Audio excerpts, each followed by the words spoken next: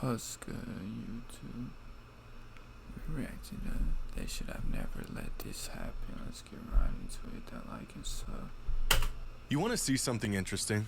Here's a chart of every single teammate Giannis Antetokounmpo has played with in the NBA.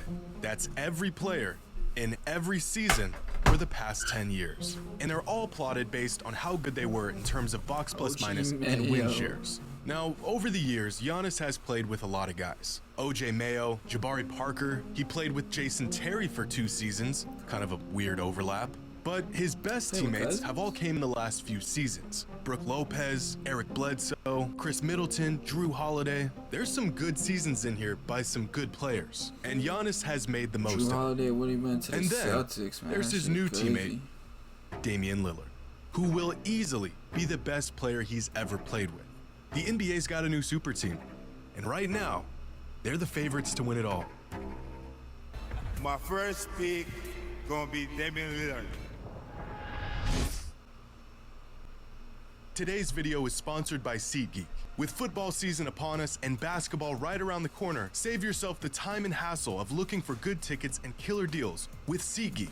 With over 28 million downloads, SeatGeek is the #1 rated ticketing app. And with over 70,000 events happening every single day on SeatGeek, they've got anything and everything you're looking for. I've been using SeatGeek for years to find the best deals on my Trailblazers, knowing I got it, and with their ratings, the red ones. And right now, SeatGeek to download off your first. Seen some dark days. Days I wouldn't wish on my worst enemy. I saw my team rally their way to the conference finals for the first time in 2 decades, just to get swept and never return. I've had to watch the player that we passed up on turn into an all-time great, while the guy we picked couldn't even stay on the court.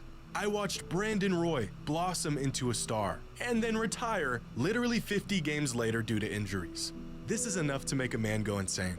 And then, the chosen one. Our loyal king, the one glimmer of hope in a bleak and desolate franchise, just packs up and leaves to the Bucks, and we get stuck with DeAndre Ayton, a guy we aren't even gonna keep, a rookie, and a 7th grader. And I'm not even sure where the Bucks came from. The Blazers and the Heat were stuck in one of the weirdest, most drawn-out stalemates for the last 3 months. And out of nowhere, the Bucks came and picked him up for actually a reasonable price. And as sad as I am to see Dame go, I'm happy for the guy. Despite everything he's given to the Blazers, the organization never quite put him in a position to win. The man has been in the league for 11 seasons and has played with only 1 All-Star, and even that was nearly a decade ago.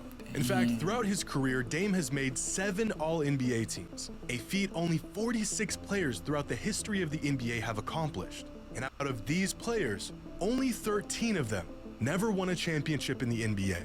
And these 13 players, whether active or retired, are all regarded in the same dismissive fashion. All-time greats who never won a ring. Only 4 of them are active today: Chris Paul, James Harden, Russell Westbrook, and Damian Lillard. And all 4 of them have reached the same point in their careers. Don't be the guy who had a stellar career with all the awards and achievements, but no championship to show for it. And so after 3 months of uncertainty, I think this is about the best case scenario not only for Lillard, but for Giannis and the Bucks. In fact, this trade was actually foreshadowed last season. During the 2023 All-Star Draft selection over every other All-Star reserve, Giannis picked Damian Lillard with his first pick. Back in 2022, Dame was asked who he would play with if he could choose any active player. His answer was Giannis. Fast forward 18 months, and they both got their wish. So now that he's on the Bucks, and they both got a teammate that far exceeds anyone else they've ever played with, how good is this duo, actually? We've seen countless pairs of superstars get hyped up with grand expectations just to fall short and achieve essentially nothing together. But if history has shown us anything, this duo is bound to do something great. In terms of box plus minus, there have only been 6 duos in the history of the NBA that were as good individually as Giannis and Dame are. And out of those 6 duos, 4 of them went on to win the NBA championship that season. The only duos that didn't were Harden and CP3 in 2018, who lost to the eventual champs in the conference finals, and Durant and Westbrook, who were 1 game away from making the finals. History has shown us that when 2 players of this caliber pair up, it usually results in a championship, or at worst, a game or 2 away from the finals. We're looking at potentially one of the best duos of the last few decades. Last season, Dame averaged 32 points, 7 assists, and 4 rebounds a game. Now, those aren't just historically great numbers. That's a stat line that only Michael Jordan, James Harden, and Luka Doncic have ever achieved in the history of the NBA. Even crazier, Dame did all of this on record-high efficiency. And last season, Giannis put up 31 points, 11 rebounds, and 5 assists per game. A stat line that hasn't been achieved since Wilt Chamberlain did it nearly 60 years ago. We all know just how dominant Giannis is, but I think spending the last decade in the shadow of arguably the greatest point guard ever has made Dame one of the most underrated stars in the league. Both of them are coming off of historically great seasons. We haven't seen a pair like this since KD joined Steph and the Warriors back in 2017. In fact, the last time in modern NBA history 2 volume scorers of this caliber paired up was never. Over the last 50 years, there hasn't been a single duo that averaged at least 30 points per game and then played together in the following season. Not Kevin Durant and James Harden, not Curry and Durant, not LeBron and Wade, not even Kobe and Shaq. But it's not just how dominant Giannis and Dame are, it's the fact that their games perfectly complement one another. Individually, defenses are forced to scheme against Dame and Giannis in polar opposite ways. But together, there's not a team in the league who has the defensive personnel to cover the deep ball and the pick and roll and the low post. Just think.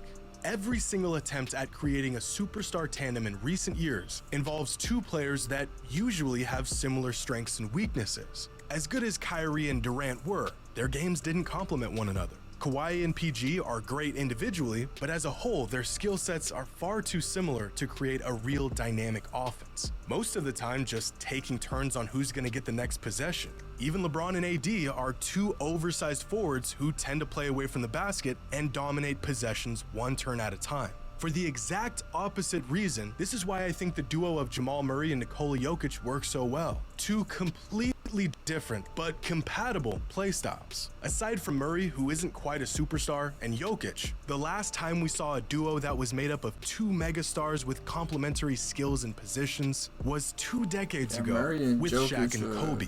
Damian Lillard's demand to be traded wasn't some breach of loyalty. It was an attempt to regain control of his career and earn a real chance at winning, like many others before him have done. How many all-time greats put their loyalty first and foremost and paid the price because of it? Guys like Reggie Miller, Dominique Wilkins, Patrick Ewing, generational talents whose careers get lost in the shuffle because they never climbed to the top of the mountain. They never overcame the final obstacle and won an NBA championship. It's almost like all the all-star selections and big performances and playoff wins become an afterthought or some sort of relegated achievement because the ultimate goal was never achieved. Is it better to stay with one organization with hopes that things will eventually work out, despite things never quite working out?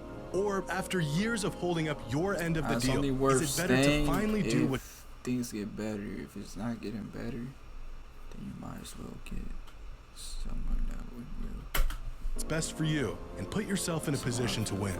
Well, the answer lies with the players who did put themselves first. In the mid-2000s, Kevin Garnett's incredible talents were being flushed down the drain in Minnesota, and so he said enough is enough and went to Boston, a move that changed the course of his career and legacy. If Kevin Durant never left OKC, we may not know him as a 2-time champion and Finals MVP, but rather another generational talent who could never quite get it done.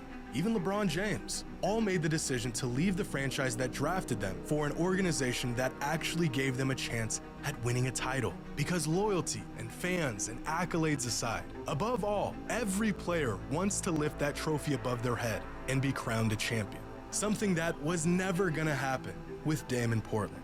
So what do y'all think? Is this duo truly the favorites to win this year's title? Or are we getting ahead of ourselves like we've done countless times before in the past? Are Dame and Giannis a real match made for winning? Or is this team going to be just another failed attempt at combining talents in hopes that it yields something great?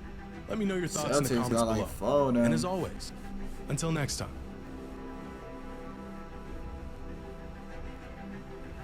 Shit's getting tough, man. I'm excited though. Let's get it.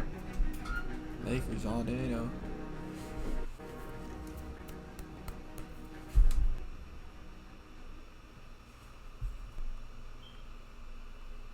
Hit that like like and sub me out this.